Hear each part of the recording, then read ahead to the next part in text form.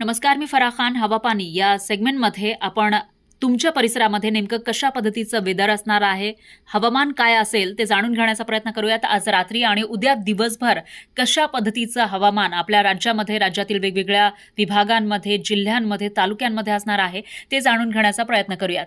माझ्याकडे एक ॲप आहे झूम अर्थ नावाचं, आणि या झूम अर्थच्या वेबसाईटवर जो अंदाज वर्तवण्यात आला आहे तो समजून घेण्याचा प्रयत्न आपण करूयात. याच्यामध्ये मुख्यतः क्लाउडी वातावरण आपल्या राज्यातील अनेक भागांमध्ये दिसतंय, अनेक जिल्ह्यांमध्ये दिसतंय. पाऊस पडण्याची शक्यता तशी कमी आहे, पण याच्यामध्येही जे समुद्राच्या जवळील भाग आहे, किनारपट्टीचा हा जो भाग आहे, तिथं थोड्याफार प्रमाणामध्ये पाऊस पडण्याची शक्यता वर्तवली जाते. त्यामध्ये विशेषतः रत्नागिरी, रायगड जिल्ह्यामध्ये पाऊस पडण्याची शक्यता आहे, पण तो हलक्या स्वरूपाचा पाऊस असेल असा अंदाज वर्तवण्यात आला आहे. त्याचबरोबर मुंबईमध्ये सुद्धा क्लाउडी म्हणजे ढगाळ वातावरण असेल, पण पावसाची शक्यता नाहीये. डहाणूमध्ये मात्र थोडासा पाऊस पडू शकतो. Light rain, very light rain म्हणजे इथं तुरळक पाऊस पडण्याची शक्यता आहे. पण त्याच्या आजूबाजूचा जो परिसर या ठिकाणी क्लाउडी म्हणजे ढगाळ वातावरण असेल, पण पाऊस पडण्याची शक्यता कमी आहे. पण त्याचबरोबर हा जो भाग आहे शहापूरच्या जवळ मात्र थोडासा पाऊस पडण्याची शक्यता वर्तवली जाते. याशिवाय घोटीचा हा भाग तुम्हाला दिसत असेल, किंवा नाशिक जिल्ह्यामध्ये मात्र क्लाउडी वातावरण असेल म्हणजे ढगाळ वातावरण असण्याची शक्यता आहे. त्यापुढे आपण गेलो तर इथं सटाणा, निफाड, मनमाड, मालेगाव, येवला, कोपरगाव, विजापूर, सिन्नर हा भाग दिसतोय, आणि या ठिकाणी सुद्धा क्लाउडी म्हणजेच या भागांमध्ये सुद्धा ढगाळ वातावरण असेल, पण पावसाची शक्यता कमी आहे. पुढे आपण धुळेचा हा परिसर बघितला तर धुळे, साक्री या ठिकाणीही पाऊस पडण्याची शक्यता नाहीये. या परिसरामध्येही फक्त क्लाउडी म्हणजे ढगाळ वातावरण दिसू शकतं. नंदुरबारमध्ये सुद्धा ढगाळ वातावरण असेल. नंदुरबारच्या आजूबाजूचा हा परिसर शहादा, दोंडाईचा असेल, किंवा चिमठाणे आहे, शिरपूर आहे, या ठिकाणी पाऊस पडण्याची शक्यता कमी आहे, पण ढगाळ वातावरण मात्र या परिसरामध्ये असणार आहे. त्याचबरोबर पुढे आपण गेलो तर अमळनेर, पारोळा, एरंडोल हा जो परिसर आहे त्याच्यामध्ये चोपडा दिसतोय, याबल दिसतंय, सावडा, जळगाव या परिसरामध्येही पावसाची शक्यता दाखवण्यात आलेली नाहीये, पण क्लाउडी असेल म्हणजे ढगाळ वातावरण आहे, त्यामुळं पाऊस पडू शकतो थोड्याफार प्रमाणामध्ये, पण सध्या तरी अंदाज नाहीये. रात्री 9:30 वाजता नेमकं कसं वातावरण असेल, हवामान असेल त्याचा आढावा आपण घेतोय. आणि त्याच्यामध्ये आपण पुढे जामनेरचा हा भाग, मलकापूर या ठिकाणी सुद्धा पावसाची शक्यता दिसत नाहीये. चिखलीमध्ये, बुलढाण्यामध्येही पावसाची शक्यता कमी आहे, पण क्लाउडी वातावरण असेल म्हणजे ढगाळ वातावरण असेल. त्यानंतर देऊळगाव राजा, जालना, छत्रपती संभाजीनगर या परिसरामध्येही पावसाची शक्यता कमी आहे. म्हणजे मराठवाड्यामध्ये सुद्धा मागील 2-3 दिवस जो पाऊस पडत होता तो पडणार नाही असा अंदाज आपल्याला या ठिकाणी लावता येतोय. पैठणचा हा भाग, अंबड, परतूर, लातूरमध्ये सुद्धा हे जे भाग आपण बघितले तर या ठिकाणी सुद्धा पावसाची शक्यता कमी आहे.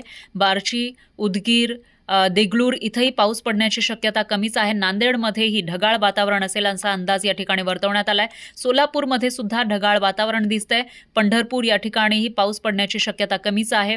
कोल्हापूरचा हा भाग, पलूस, सातारा इथेही पाऊस पडण्याची शक्यता कमी आहे. या ठिकाणी क्लाउडी म्हणजेच ढगाळ वातावरण असेल. पुढे आपण मराठवाड्यामध्ये नांदेडचं बघितलं, पण परभणी, हिंगोली या ठिकाणी सुद्धा ढगाळ वातावरण असेल, पावसाची शक्यता नाहीये. जालन्यामध्ये सुद्धा पावसाची शक्यता नाहीये, पण ढगाळ वातावरण या ठिकाणी असणार आहे. अकोल्यामध्येही ढगाळ वातावरण असेल. त्यानंतर यवतमाळमध्ये मात्र व्हेरी लाईट रेन म्हणजे तुरळक स्वरूपाचा पाऊस पडू शकतो. या ठिकाणी एकीकडे ढगाळ वातावरण आहे तर दुसरीकडे पाऊस पडण्याची शक्यता वर्तवण्यात आली आहे. त्यानंतर चंद्रपूरमध्ये ढगाळ वातावरण असेल, पण गडचिरोली या ठिकाणी पाऊस पडण्याची शक्यता आहे, पण तो तुरळक स्वरूपाचा असेल. लाईट म्हणजे हलक्या स्वरूपाचा पाऊस या ठिकाणी पडू शकतो. गडचिरोली, कुरखेडा या ठिकाणी पावसाची शक्यता आहे. उमरेडमध्येही पाऊस पडण्याची शक्यता आहे. पण त्याच्या पुढे आपण भंडाऱ्यामध्ये बघितलं तर क्लाउडी असेल म्हणजेच या ठिकाणी ढगाळ वातावरण असेल. नागपूरमध्येही ढगाळ वातावरण असेल, पण गोंदियामध्ये थोड्याफार प्रमाणामध्ये पाऊस पडण्याची शक्यता ही वर्तवण्यात आली आहे. त्यानंतर इकडे एटापल्लीमध्ये पाऊस पडण्याची शक्यता नाहीये, ढगाळ वातावरण असेल, पण त्याच्या खाली मात्र इथं पाऊस पडण्याची शक्यता असल्याचं आपल्याला दिसून येते. अहेरीमध्ये पाऊस नाहीये, पण ढगाळ वातावरण या ठिकाणी असू शकतं. चारमोशीमध्येही ढगाळ वातावरण असेल.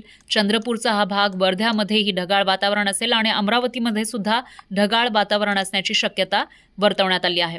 यानंतर आपण 10:30 ते 11च्या आसपास बघितलं तर त्याही वेळेला महाराष्ट्रामध्ये ढगाळ वातावरण दिसतंय आणि जो भाग आहे हा किनारपट्टीचा भाग विशेषतः रत्नागिरी जिल्ह्यामध्ये थोड्याफार प्रमाणामध्ये पाऊस पडू शकतो, पण तोही तुरळक स्वरूपाचा असेल, मोठा पाऊस नसेल असा अंदाज वर्तवण्यात आला आहे.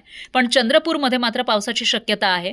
रात्री 11:30च्या आसपासही या ठिकाणी पाऊस असेल, पण तो हलक्या स्वरूपाचा पाऊस असेल असा अंदाज वर्तवण्यात आलाय. आता यानंतर उद्या नेमकं कशा पद्धतीचं वातावरण असणार आहे, कुठे पाऊस असेल त्याचा अंदाज आपण या ठिकाणी बघतोय. याच्यामध्ये किनारपट्टीचा हा जो भाग आहे तिथे पाऊस पडण्याची शक्यता आहे, पण तुरळक स्वरूपाचा हा पाऊस असेल. त्याच्यामध्ये मुंबई आणि आजूबाजूचा जो परिसर वसई, विरार, डहाणू या ठिकाणी पाऊस पडण्याची शक्यता आहे. खोपोलीमध्येही पाऊस पडू शकतो. चिपळूणमध्येही पाऊस पडण्याची शक्यता आहे. रत्नागिरीचा काही भाग या ठिकाणी पाऊस पडण्याची शक्यता आहे, पण हलक्या स्वरूपाचा हा पाऊस असेल, मुसळधार पाऊस नसेल असा अंदाज आपण या दृश्यांच्या माध्यमातून लावू शकतो. सॅटेलाइट इमेजेस आपल्याकडे आहेत. याच्यामध्ये पुढे आपण कोल्हापूरचा हा भाग बघितला, त्यामध्ये पलूस, सातारा, बारामती, पुणे, पंढरपूर, सोलापूर, बार्शी, बीड, गेवराई, अहमदनगर म्हणजे अहिल्यानगर आणि त्याचबरोबर श्रीरामपूर, नाशिक, मनमाड, मालेगाव, धुळे या ठिकाणी पावसाची शक्यता कमीच दिसतीये, कारण इथं क्लाउडी म्हणजे ढगाळ वातावरण असेल, पण पाऊस हा पडूच शकतो, पण पावसाचा अंदाज सध्या तरी या ठिकाणी वर्तवण्यात आला नाहीये. जळगावमध्ये पाचोरा, मलकापूर या ठिकाणी सुद्धा पावसाचा अंदाज नाही, पण ढगाळ वातावरण असेल. सिल्लोडमध्येही ढगाळ वातावरण असेल, जालन्यामध्येही ढगाळ वातावरण असेल आणि त्याचबरोबर इथं परभणी, नांदेड, हिंगोली, हिमायतनगरचा हा जो भाग आहे त्या ठिकाणी सुद्धा ढगाळ वातावरण असेल. देगलूर, उदगीर, लातूर, परळी याही ठिकाणी ढगाळ वातावरण असेल. बुलढाणा आणि पुढे अकोला, अकोट, अचलपूर, अमरावती, करंजा या ठिकाणीही ढगाळ वातावरण असण्याची शक्यता आहे.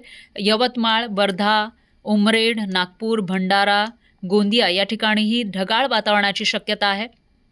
गडचिरोलीमध्ये विशेषतः ढगाळ वातावरण असण्याची शक्यता आहे. चंद्रपूर आणि इथापल्लीमध्येही ढगाळ वातावरण असण्याची शक्यता वर्तवली जाते. आता उद्या सकाळच्या सुमारास नेमकं कसं असेल, कुठे पाऊस पडणार आहे का तेही समजून घेण्याचा प्रयत्न आपण या मॅपच्या माध्यमातून करूयात. तर याच्यामध्ये सकाळी 11-11:30ची दृश्य आपण बघितली तर तेच जो किनारपट्टीचा भाग आहे त्या ठिकाणी व्हेरी लाईट रेन म्हणजे थोडाफार पाऊस पडू शकतो. हलक्या स्वरूपाचा हा पाऊस पडण्याची शक्यता आहे. पण दुसऱ्या बाजूला महाराष्ट्रामध्ये म्हणजे रेस्ट ऑफ महाराष्ट्रामध्ये पाऊस तसा दिसत नाही आपल्याला, पण पुढे सकाळी 11-11:30च्या दरम्यान कुरखेडा, गडचिरोलीचा हा जो भाग आहे, गोंदिया, भंडारा या ठिकाणी पाऊस पडू शकतो, पण तो लाईट स्वरूपाचा असेल म्हणजे तुरळक स्वरूपाचा हा पाऊस असेल अशी शक्यता वर्तवण्यात आली आहे. त्याचबरोबर उद्या दुपारच्या सुमारास आपण 12-12:30 किंवा 1-1:30च्या सुमारासचे हे जे अंदाज बघितले तर यामध्येही आपल्याला कुरखेडा, उमरेड, भंडारा, गोंदिया या ठिकाणी पाऊस पडणार असल्याचा अंदाज दिसतोय. वर्ध्यामध्येही पाऊस पडण्याची शक्यता आहे उद्या दुपारच्या सुमारास, पण नागपूरमध्ये क्लाउडी म्हणजे ढगाळ वातावरण असेल. त्याच्या आजूबाजूचा हा जो परिसर आहे विदर्भातला, चंद्रपूर, यवतमाळ, अमरावती या ठिकाणी पाऊस दिसत नाहीये, पण ढगाळ वातावरण असेल. पण अचलपूर, अकोट या ठिकाणी पाऊस पडण्याची शक्यता आहे. तुरळक स्वरूपाचा हा पाऊस असेल असा अंदाज आपल्याला या झूम अर्थ वेबसाईटवरून लावता येतोय. त्यानंतर मराठवाड्यामध्ये पावसाची शक्यता नाहीये, पण इथं क्लाउडी म्हणजे ढगाळ वातावरण असण्याची शक्यता आहे.